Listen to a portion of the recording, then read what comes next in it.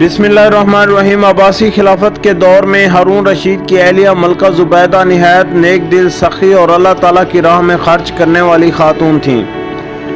उनका असल नाम ज़ुबैदा बिन्त जाफ़र था। उनका ताल्लुक़ अब्बासी ख़ानदान से था और वो खलीफा हारून रशीद की चचाज़ाद बहन थीं।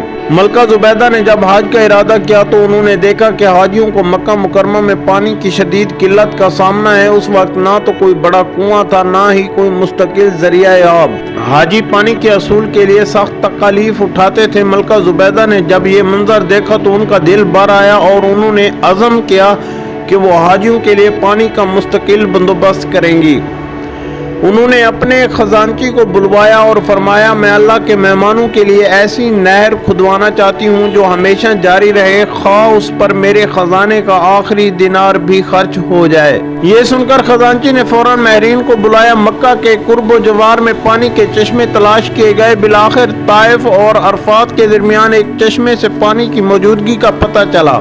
मलका ज़ुबैदा के हुक्म पर वहां से मक्का तक एक तवील नहर खुदवाई गई जिस पर कई साल लगे और लाखों दिनार खर्च हुए। इस नहर को नहर ज़ुबैदा कहा जाता है। ये नहर कई सौ साल तक हाजियों को पानी फराहम करती रही। वक्त के साथ साथ इसकी मरम्मत होती रही और मुख्तलिफ अदवार में मुसलमान हुक्मरानों ने इसे बहाल भी करवाया।